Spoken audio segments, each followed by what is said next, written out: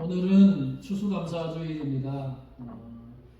여러분 추수감사주일은 항상 그 11월 하순경에 오잖아요. 그러니까 추수감사주일이 왔다는 것은 한 해가 거의 저물어가고 있다라는 것을 보여줍니다. 2025년 시작된 지 얼마 되지 않은 것 같은데 벌써 이제 한 달 남짓밖에 남지 않았습니다. 누군가 자기 나이만큼 세월이 빨리 흐른다. 80대는 80km를 달리고, 저는 50대니까 이제 50km. 정말 연세 많으신 분들 정말 그렇습니까? 한 해가 정말 금방 간다는 느낌이 듭니다. 여러분도 마찬가지일 거라고 생각하는데요. 오늘 저는 감사주의를 보내면서 우리의 감사를 한번 돌아봤으면 좋겠습니다. 특별히 오늘 읽은 이 하박국서에 나오는 하박국 선지자의 이 신앙을 우리가 좀 살펴보면서 우리의 신앙을 돌아봤으면 좋겠고, 또 우리의 감사를 한번 생각해보는 시간이 되었으면 좋겠습니다. 여러분, 우리가 오늘 살펴본 이 본문의 내용은 우리에게 매우 익숙한 본문입니다. 왜 그렇습니까? 이 본문을 가지고 찬양의 가사가 그대로 붙었기 때문입니다. 그죠? 무화과 나무 잎이 마르고 포도 열매가 없으며, 이 찬양 우리 많이 부르는데 그 찬양의 가사가 바로 오늘 본문 속에 나오는 이 내용을 그대로 붙인 겁니다. 그러니까 이 찬양은 이 본문은 우리에게 매우 익숙한 본문이에요. 자, 그러면 이 내용을 같이 한번 보도록 하겠습니다. 이 고백, 우리가 부르는 이 찬양의 가사처럼 이 고백을 보면 감사할 제목이 거의 보이지 않습니다. 무화과 나무 잎이 마르고 포도 열매가 없고 감람나무 열매가 그쳤고 논밭에 식물이 없고 뭐 이렇게 다 없어요. 없고 우리의 양이 없고 외양간 송아지가 없다. 없다는 고백밖에 없어요. 그래서 지금 하박국이 이 고백을 하고 있는 그 상황은 아무것도 없는 상황이에요. 그러니까 사실 기뻐하고 즐거워할 수 없는, 감사거리가 없는 상황인데, 놀라운 사실은 이런 상황 속에서 하박국이 기뻐하고 즐거워한다고 고백한다는 겁니다. 그렇게 보면 하박국 선지자의 정신이 좀 어떻게 된 걸까요? 아니죠. 하박국 선지자의 정신은 온전합니다. 그러면 우리는 이것을 어떻게 바라봐야 돼요? 이것이 어떻게 가능할까요? 자, 그 이유가 오늘 본문에도 있지만 그 이유가 누구 때문이라고요? 바로 하나님 때문이라고 고백합니다.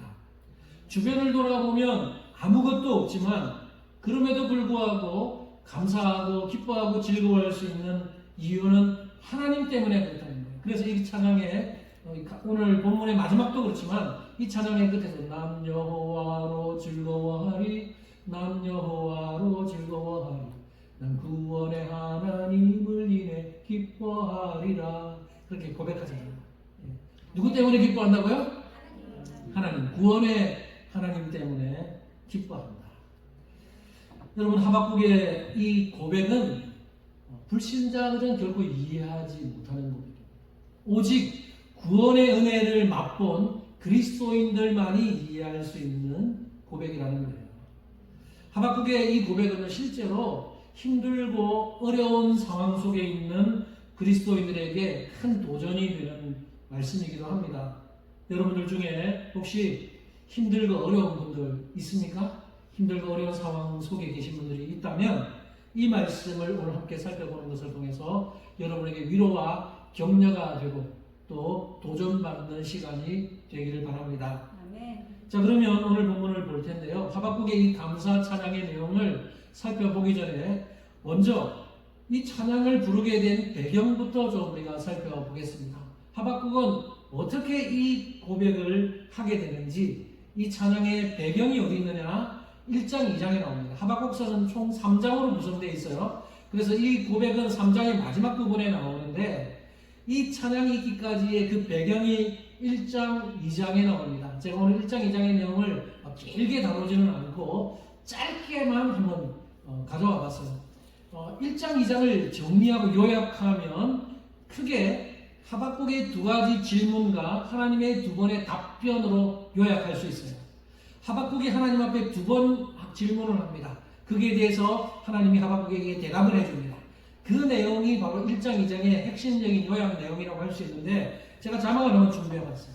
하박국은 어떻게 질문하고 하나님은 어떻게 대답하는지 1장 2장을 한번 요약해서 한번 이렇게 정리해 볼 수 있습니다. 첫 번째, 하박국의 질문.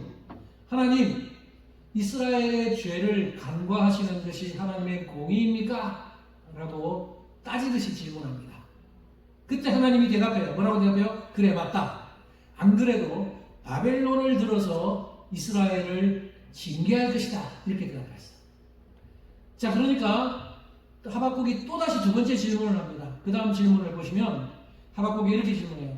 아무리 그래도 이스라엘보다 더 악한 이방민족인 바벨론을 통해서 징계하시는 것이 말이 됩니까? 라고 하나님께 또 하박국이 따지듯이 질문을 합니다. 그때 하나님이 대답을 해요. 그래, 맞다. 그런데 바벨론도 결국에는 멸망할 것이다.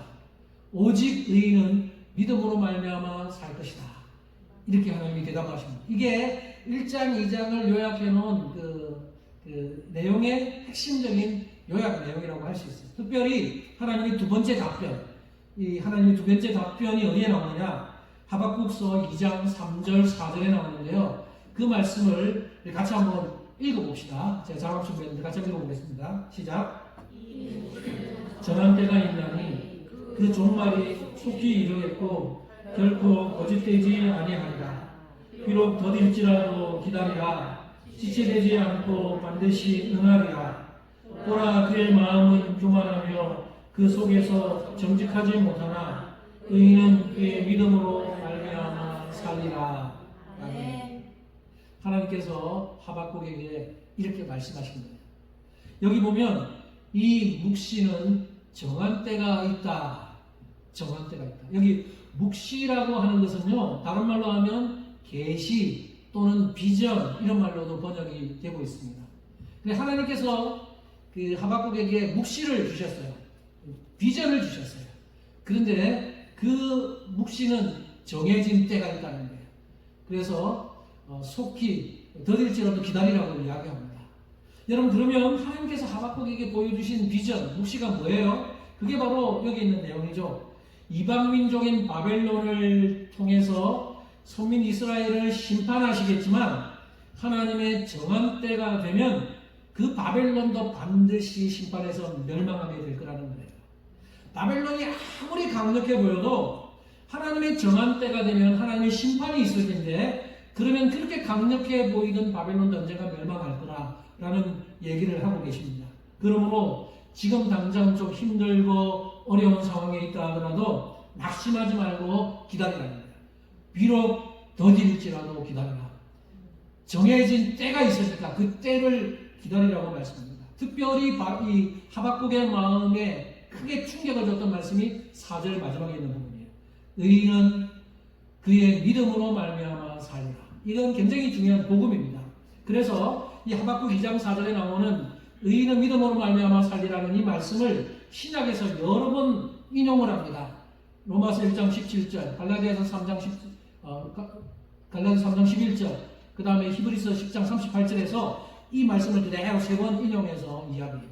그만큼 의인은 믿음으로 말미암아 산다는 이 말씀이 우리에게 복음이고 그만큼 중요한 거예요. 이 말씀은 결국 하박국의 모든 생각과 가치관을 바꾸어 버렸습니다.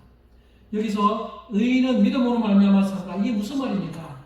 하나님의 말씀에 대한 절대 믿음을 가진 사람은 어떤 상황에서도 하나님이 보호하시고 구원해 주신다는 말씀이에요.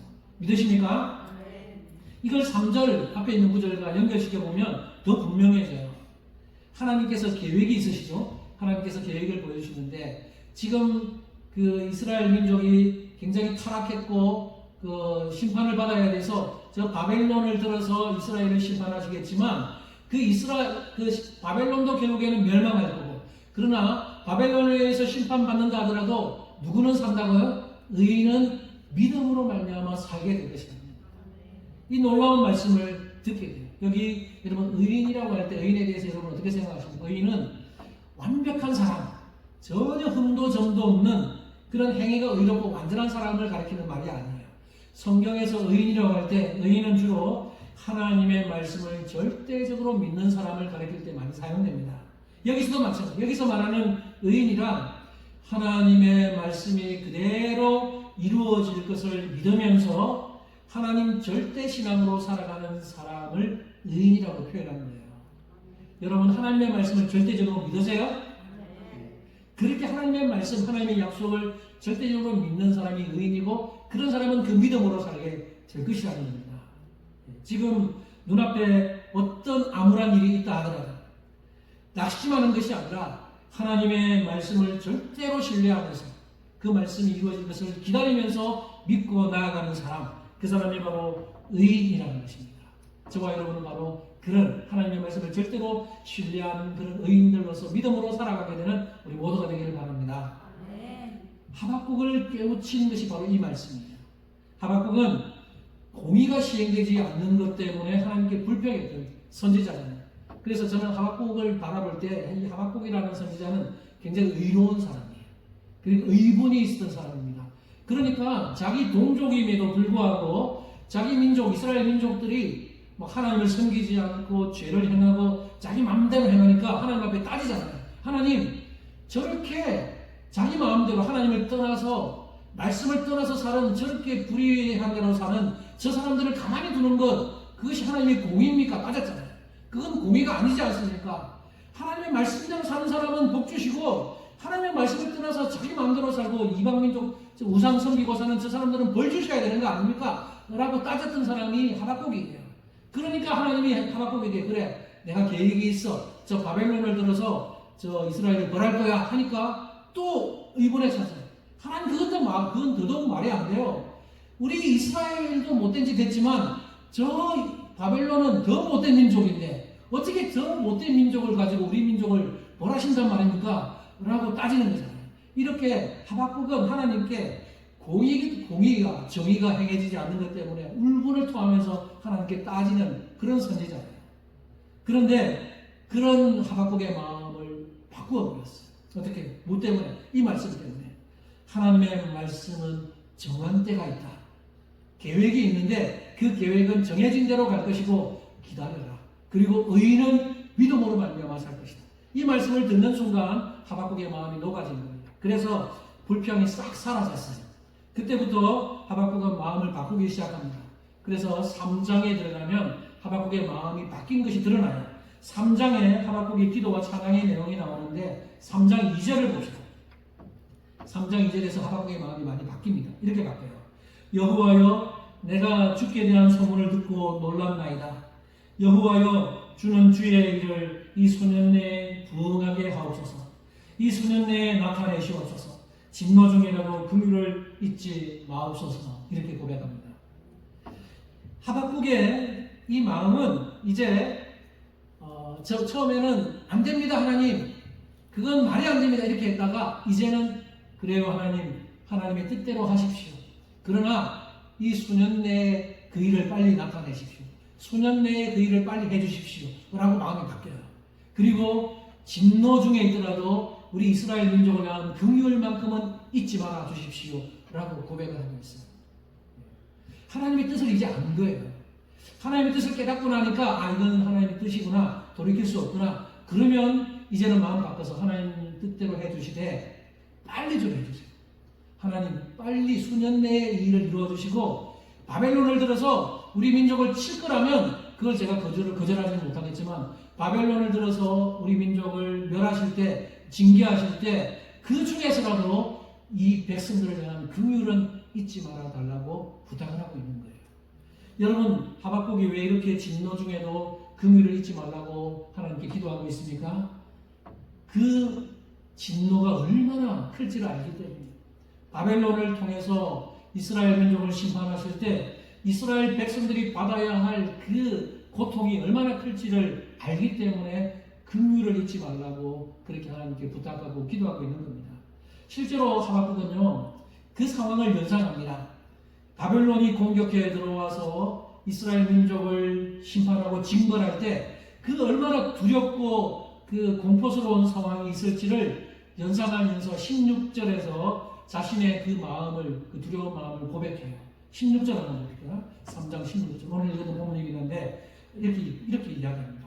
내가 들었으므로 내 창자가 흔들렸고 그 목소리로 말미암아 내 입술이 떨렸도다. 무리가 우리를 치러 올라오는 환난날을 내가 기다림으로 썩이는 것이 내 뼈에 들어왔으며 내 몸은 내 처소에서 떨리는도다. 하박국은 전쟁의 그 공포를 연상하면서 창자가 흔들렸다, 입술이 떨렸다, 뼈가 고통을 느낀다 이렇게 고백합니다. 얼마나 그 심각한 상황임을 이 표현을 통해서 보여주고 있습니다. 그러나 너무나 정말 반전이 있습니다. 놀라운 사실은 바로 그 다음 구절, 이 구절 바로 그 다음 구절부터 하박국의 고백이 갑자기 감사 찬양으로 바뀝니다. 우리가 너무나 잘 아는 그 찬양의 가사이기도 한데 오늘 보면 17절, 18절 너무나 잘 아는 내용이지만 같이 한번 먼저 읽어봅시다. 시작. 비록 무화과나무가 우성하지 못하며 포도나무에 열매가 없으며 감람나무에 소출이 없으며 밭에 먹을 것이 없으며 우리의 양이 없으며 외양간에 소가 없을지라도 나는 여호와로 말미암아 즐거워하며 나의 구원의 하나님으로 말미암아 기뻐하리로다. 아멘. 하박국의 이 감사 찬양을 간단하게 요약하면 이것도 없고 이것도 없고 이것도 없을지라도 나는 하나님 때문에 기뻐하고 즐거워할 것이다 라고 요약해 볼 수 있습니다. 여러분 여기서 뭐도 없고 나오죠. 무화과나무가 무성하지 무화과나무에 열매가 없다, 포도나무에 열매가 없다, 감람나무에 소출이 없다, 밭에 먹을 것이 없다. 이런 것들이 의미하는 것이 뭘까요? 사실 이렇게 뭐도 없다 할 때 이거는 어떤 상황이에요? 바벨론이 이스라엘을 침략해서 공격했을 때 일어나는 그 상황을 보여주는 거잖아요. 곧 있으면 하나님이 바벨론을 들어서 이스라엘을 심판하실 텐데 그 심판하실 때가 되면 이런 상황이 된다는 거예요. 자, 근데 이건 시적인 표현이에요. 실제로 무화과나무나 포도나무나 열매가 없어지겠죠. 왜냐하면 쑥대밭이 될 수 있으니까. 근데 이거는 하박국이 시적인 표현을 사용한 겁니다. 여러분 그 당시에 그 팔레스타인이라고 하는 그 지역의 기후와 그리고 그 당시에 그 농사와 관련해서 보면은 우리나라와는 또 조금 달라요. 그래서 계절적인 그 배경도 조금 다르고 그래서 사실 여기 이 무화과나무는 그 팔레스타인 지역에서 봄에 무성합니다. 그리고 포도나무 열매는 여름에 무성해요. 감람나무 열매는 가을에 무성합니다. 그리고 밭에 먹을 것은 주로 겨울에 수확을 합니다. 그 팔레스타인 지형이 그래요. 자, 그러니까 이 표현은 뭐냐면 봄, 여름, 가을, 겨울에 먹을 수 있는 것이 없어진다는 얘기예요. 무슨 말이에요? 생계를 유지할 수조차 없는 상황이 된다는 겁니다. 그리고 우리의 양이 없고 그 외양간에 소가 없다는 것은 그 바벨론이 침략해 들어왔을 때 모든 양과 소, 가축들을 다 빼앗아가거나 다 죽여버릴 것이라는 의미예요. 그런 상황을 지금 이야기하는 거죠.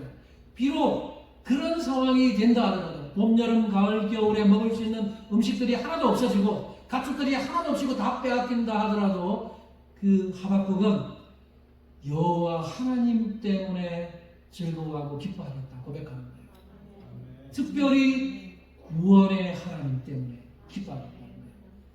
하박국은 먼 미래를 바라보고 있습니다. 언젠가 바벨론 때문에 이 나라가 그런 공격을 받아서 쑥대밭이 되고 완전히 다 소실된다 하더라도 의인은 믿음으로 말미암아 살리라 라는 이 말씀 때문에 하나님의 그 약속, 하나님의 말씀을 굳게 절대적으로 믿고 신뢰하는 자들은 하나님께서 그 사람은 구원해 주실 것이고 다시 책임져 주실 것이라는 그 믿음 때문에 감사의 고백을 하고 있는 것입니다. 여러분 하나님 때문에 기뻐하십니까? 한번 아멘. 여기 참 잘하시는 것 같아요. 근데 여러분에게 뭐가 없어졌을 때 그럴 때도 이 하박국의 고백처럼 하나님 때문에 정말 감사할 수 있겠습니까? 조금 약해집니다. 정말 그랬으면 좋겠습니다. 우리도 사실 많은 것을 잃어버릴 때도 있고요.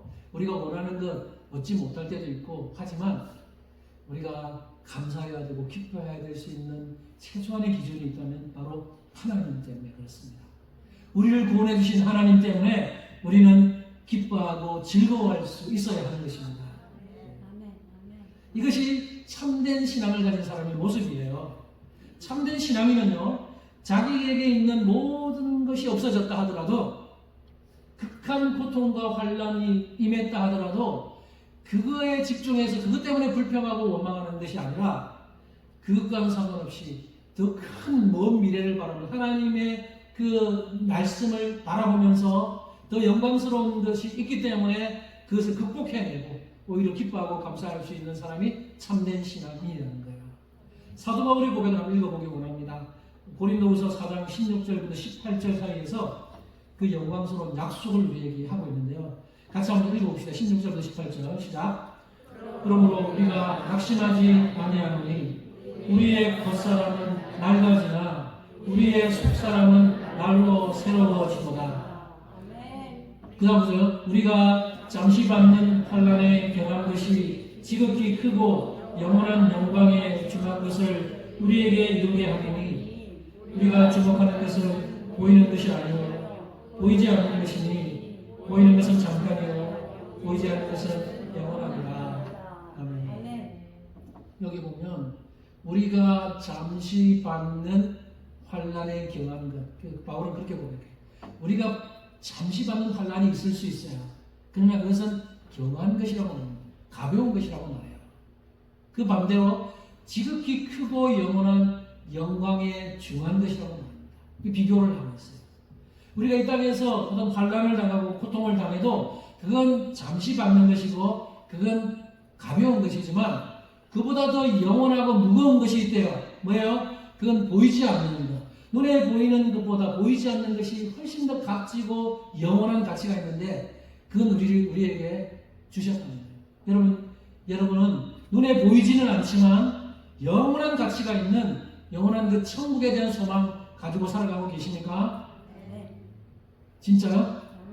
그것 때문에 지금 나에게 조금 어려움이 있어서 이겨낼 수 있는 힘을 그로 인해서 여러분 받을 수 있겠습니까? 그게 참된 신앙이에요.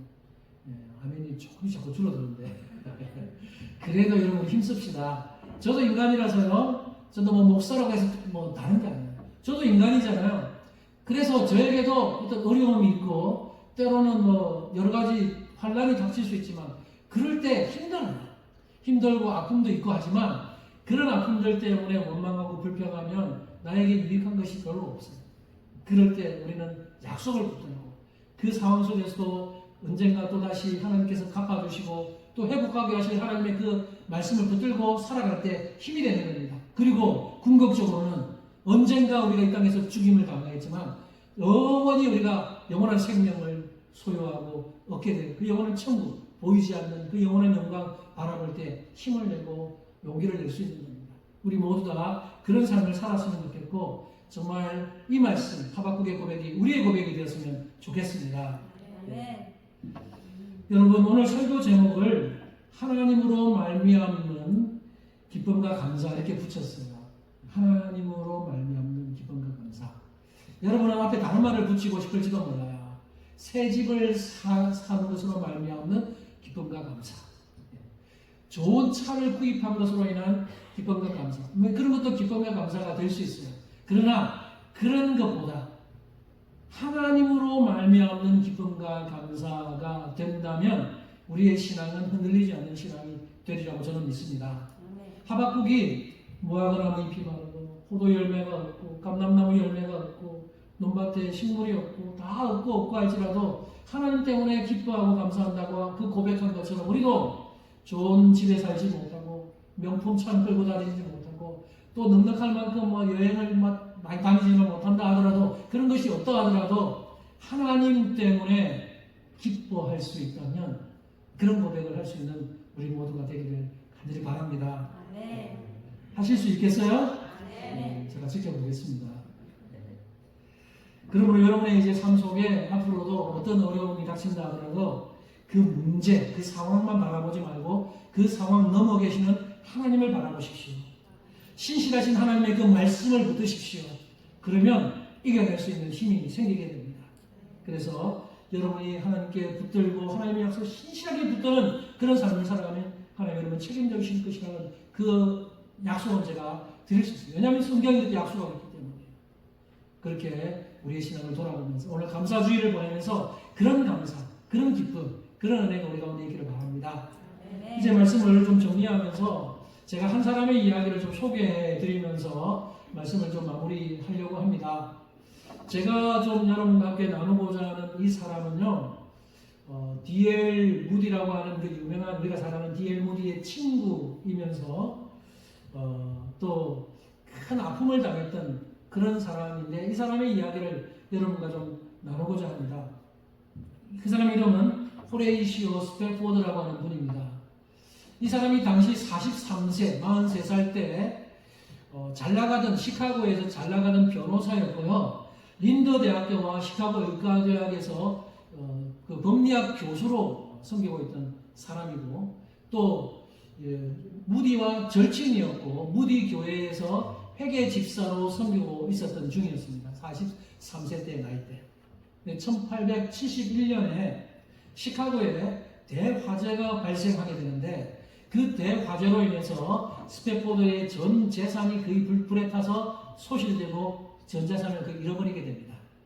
이 엄청난 그 아픔을 겪고 나서 무디가 마음이 많이 힘들어서 휴식이 필요했고 그리고 그의 가족들도 좀 휴식이 필요했어요. 이거 엄청난 그런 일을 겪었기 때문에. 그리고 휴식차 기회만 되면 유럽 여행을 한번 다녀올 계획을 세웠습니다. 근데 2년 정도 지나고 난 다음에 유럽 여행을 할 수 있는 기회가 찾아왔어요.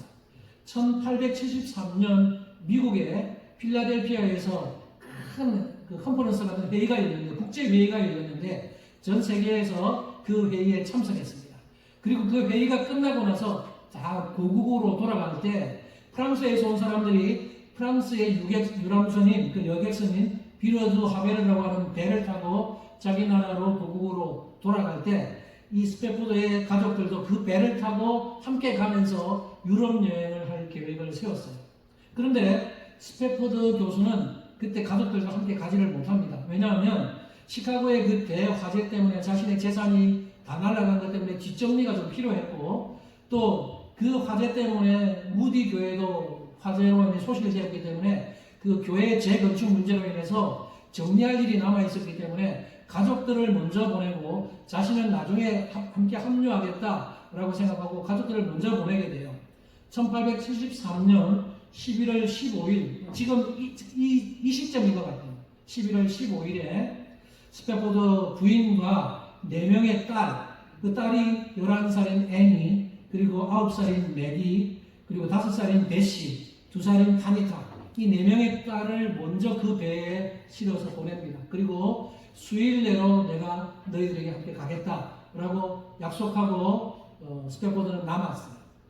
그리고 그 배가 많은 승객들을 태우고 그 프랑스를 향해 가던 그 중간에 일주일 정도는 순항을 했는데 일주일째인 11월 22일 새벽 2시에 대서양 한가운데서 영국의 철갑선인 로키호와 정면으로 충돌해 버립니다.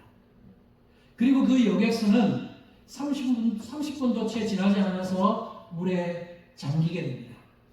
226명의 승객들을 태운 채 그 물에 침몰하고 말았어요. 마치 타이타닉처럼 그 배가 침몰하고 말았어요. 그래서 그 배가 침몰하기 직전에 아수라장이 되었을 때 이 스패포드 부인이 4명의 딸을 데리고 갑판 위에 올라가서 하나님께 간절히 기도합니다. 하나님, 이 사랑하는 내 아이들의 목숨을 구해 주십시오. 그러나 이들의 생명을 가져가는 것이 하나님의 뜻이라면 기꺼이 죽음을 택하게 해주세요. 라고 하나님께 간절히 기도했어요. 그렇게 기도하는 중에 딸들은 이리저리 막 배가 흔들리니까 이리저리 휩쓸리다가 그 배와 함께 물속에 가라앉았습니다. 스패포드 부인도 실신해서 물 위에 떠 있다가 익사 직전에 그 로키호의 그 구명정이 와서 구조를 하게 됩니다.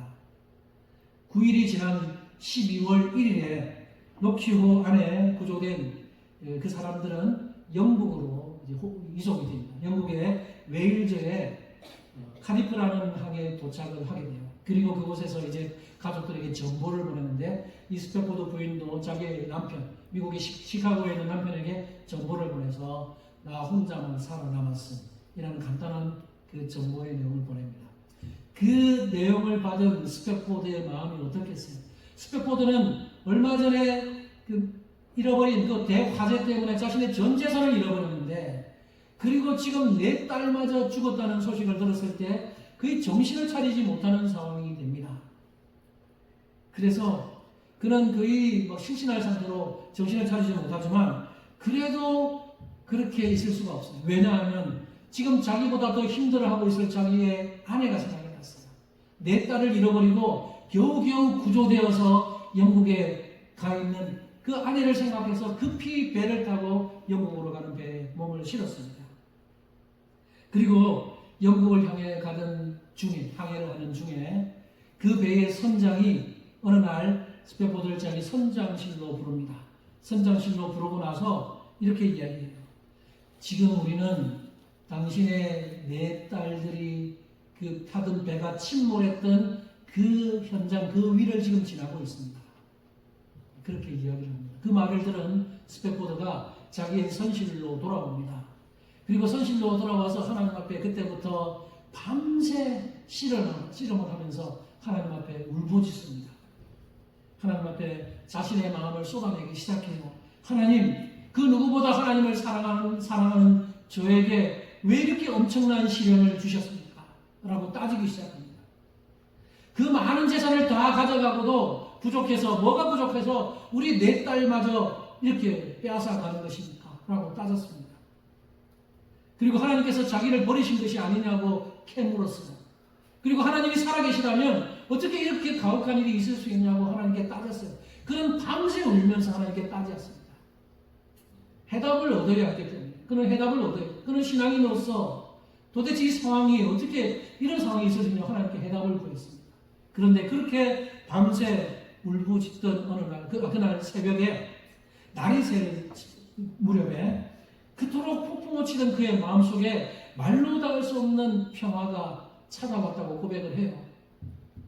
설명할 수 없는 평화가 막 찾아온 거예요. 하나님이 자신을 만나주셨다고. 하나님이 자신을 찾아오셔서 그에게 평화를 주신 겁니다.